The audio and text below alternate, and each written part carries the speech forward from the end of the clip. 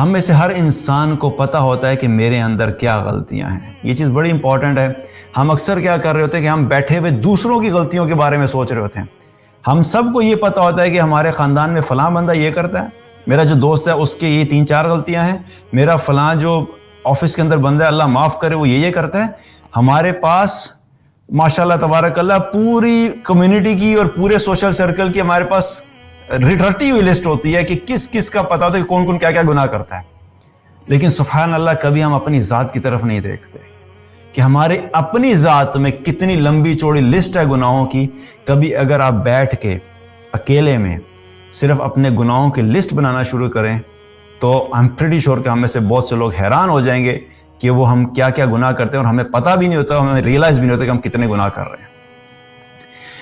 چند بتاتا ہوں گناہ آپ کو جو میں سمجھتا ہوں کہ سوسائٹی کے اندر بہت کامن ہے, جن کو ہم گناہ یا تو سمجھتے ہی نہیں, اور اگر سمجھتے بھی ہیں تو ہم پھر بھی ان کو چھوڑنے کے لیے تیار نہیں. ہم سمجھتے ہیں کہ چلو کوئی بات نہیں, اللہ غفور رحیم ہے. مثال کے طور پہ جھوٹ بولنا.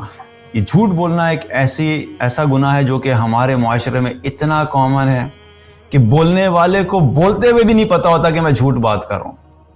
اور اس کی وجہ کیا ہے؟ کیونکہ بچپن سے بولتا چلا آ رہا ہے اور بولتے بولتے بولتے بولتے وہ اتنی عادت بن گئی ہے زبان کے اوپر جھوٹ بولنے کی کہ اب یہ آٹو موڈ کے اوپر ہے. اس کو سوچنا نہیں پڑتا جھوٹ بولنے کے لیے, اس کو کچھ ذہن میں لانا نہیں پڑتا, کیونکہ اتنا زیادہ جھوٹ بولنے کا عادی ہو چکا ہے کہ یہ جھوٹ میں آٹو موڈ پہ آ گیا. اب کیا ہے کہ اس کو پتہ ہی نہیں کہ میں جھوٹ بول رہا ہوں, اس کے اندر سے احساس ہی ختم ہو گیا کہ میں جھوٹ بول رہا ہوں. جھوٹ بولنا ایک عادت. دوسری چیز کیا ہے؟ غیبت کرنا. غیبت ہمارے معاشرے میں اتنی زیادہ ہے اور یہ بھی کبیرہ گناہوں میں سے ہے, اور دن رات ہو رہی ہوتی ہے, صبح شام چل رہی ہوتی ہے, گھر کے اندر چلتی ہے, آفیسز کے اندر چلتی ہے, فیملی میں بیٹھیں گے چل رہی ہوگی, دوستوں میں بیٹھیں گے چل رہی ہوگی. میجورٹی آف دا ٹائم کیا چل رہا ہوتا ہے؟ جدھر 2 لوگ بیٹھیں گے ایسا ممکن نہیں ہے کہ کسی تیسرے کی برائی کے بغیر ہم اٹھ جائیں. لیکن کیا ہے؟ یہ کبیرہ گناہ ہے, یہ بھی اللہ کی نافرمانی ہے, اور یہ اس لحاظ سے زیادہ خطرناک ہے کہ غیبت کا جو گناہ ہے اگر اللہ کے سامنے توبہ کر لی تو اللہ توبہ کے اوپر اس گناہ کو تو معاف کر دے گا, لیکن جب تک اس بندے سے معافی نہیں مانگی جائے گی جس کی غیبت کی ہے تب تک یہ پوری طریقے سے معاف نہیں ہوگا. وہ اکاؤنٹ کھلا رہے گا آخرت میں. جس کی غیبت کی تھی اس سے معافی نہیں مانگی تو آپ یہ سمجھ لیں کہ قیامت والے دن جو ہے اس بندے کے لیے آپ کے اکاؤنٹ کی ایکسس موجود ہے. اب آپ کے اکاؤنٹ میں سے نیکیاں نکال کے اس شخص کو دی جائیں گی جس کی غیبت کی جا رہی تھی اور اس کو پتہ بھی نہیں تھا کہ اس کی غیبت ہو رہی ہے. تو غیبت ایک بڑا گناہ ہے. اسی طریقے سے گالیاں دینا, یہ بھی ہماری سوسائٹی میں بہت کامن ہے. خاص طور پہ جو ینگسٹرز ہوتے ہیں وہ تو کالج کے اندر جو ہوتا ہے وہ یوں سمجھا جاتا ہے کہ گالیاں جو ہیں وہ پرسنالٹی کا حصہ ہے.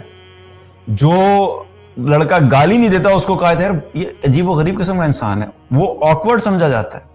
یعنی کتنی عجیب بات ہے کہ گالی دے دے کہ اللہ کی نافرمانی کرنا, اللہ کو ناراض کر کے تو فخر کیا جاتا ہے, لیکن جو نہ دے اس کو سمجھا جاتا ہے کہ بڑا بے وقوف ہے. کس حد تک ہم مورلی, ایتھیکلی اور ذہنی طور پہ گر چکے ہیں کہ اللہ کی نافرمانی کرتے ہوئے فخر محسوس کرتے ہیں. اور میں آپ کو یہ کوئی ہوائی بات نہیں بتا رہا ہوں, جو ینگسٹرز ہیں وہ جانتے ہیں, اور میں اس لیے آپ کو بتا رہا ہوں کہ میں خود بھی کالج لائف سے گزرا ہوں اور میں جانتا ہوں کہ کس مائنڈ سیٹ میں لوگ چل رہے ہوتے ہیں. اور ہمارے وقت میں ایسا ہوا کرتا تھا کہ گالیوں کے کمپٹیشن ہوتے تھے. کوئی اچھی بات نہیں ہے بتانے والی, but that's what the reality is. جس کے گالیوں کا سٹاک زیادہ ہوتا تھا نا اس کو سمجھاتا تھا کہ یہ بڑا کول ڈوڈ ہے. استغفر اللہ. بہرحال اللہ سبحانہ تعالیٰ ہم سب کو ہدایت فرمائے. اس وقت نہیں پتا تھا تو نہیں پتا تھا, لیکن اب اگر پتہ لگ رہا ہے تو وی ہیو ٹو انڈرسٹینڈ کہ یہ کوئی کمال کی بات نہیں ہے, یہ اللہ کی نافرمانی ہے. انسان کو بالکل, انسان کی جو ذات ہے, انسان کی پرسنالٹی ہے, انسان کا جو کریکٹر ہے, یہ اس کے گھٹیا پن کو شو کرتا ہے کہ وہ انسان اپنی زبان کو قابو نہیں کر سکتا, اس نے باقی زندگی میں کیا کرنا ہے. تو زبان کو صاف رکھنا, گالیوں سے بچنا, یہ بھی کیا ایک گناہ ہے. اسی طریقے سے حرام کانٹینٹ کا دیکھنا, اور سوشل میڈیا کی وجہ سے اور سیل فونز کی وجہ سے اور اسمارٹ فونز کی وجہ سے کیا ہوا ہے, یہ وہ ایکسیس جو ہر ایک کے پاس ہے. پہلے تو رمضان آتا تھا تو رمضان میں کیا ہوتا تھا, کچھ سال پہلے کی بات کر لیں جب اسمارٹ فون نہیں تھے, تو پھر بھی لوگوں کے ایمان محفوظ رہتے تھے کہ رمضان میں گئے, آفس سے کام کر کے واپس ہے, اس کے بعد کیا ہے, بس اب گھر ہیں, اس کے بعد افطاری ہے, اس کے بعد نمازیں, اور دیٹس اٹ. اب ایک بہت بڑا مسئلہ کیا ہو گیا ہے، روزے کی حالت میں بھی وہ موبائل فون ہاتھ میں ہے. اب جس کانٹینٹ کو دیکھنے کی عادت ہے وہ پاپ اپ ہوتا رہے گا، نہ چاہتے ہوئے بھی گناہ چل رہا ہے. تو یہ ایک اور گناہ ہے جو کہ ہم سمجھتے نہیں ہے کہ گناہ ہے، لیکن اب ہم سب کو بہت احتیاط کرنے کی، ہمیں اپنے آپ کو اس سے بھی بچانا ہے. اسی طریقے سے حرام ریلیشن شپ کی ایگزامپل دے لیں کہ بہت زیادہ کامن ہے اور اس کو سمجھاتا ہے کہ نہیں کوئی مسئلے کی بات نہیں ہے، تو یہ بھی ایک گناہ ہے. مقصد میرا بتانے کا ہے کہ کچھ گناہ میں آپ کے سامنے اس لیے ایز این ایگزامپل رکھ رہا ہوں، اور یہ عین ممکن ہے کہ کہ پرسن ٹو پرسن یہ ویری کرتے ہوں گے، لیکن ہم سب کو اپنی ذات میں خود دیکھنا ہے کہ میرے اندر اس میں سے کون کون سے ایسے گناہ ہیں جن کو مجھے ٹارگٹ کرنا ہے کہ میں نے اس مہینے کے اندر ان کو چھوڑنا ہے.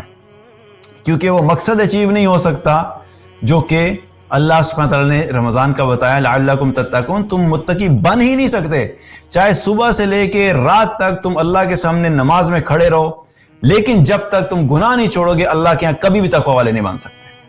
اس لیے ہمیں اپنے آپ کو اس غلط فہمی سے نکالنا ہے کہ صرف نیک اعمال کر لینا بس کافی ہے. متقی بننے کے لیے نیک اعمال بھی کرنے ہیں اور گناہوں سے بھی بچنا ہے.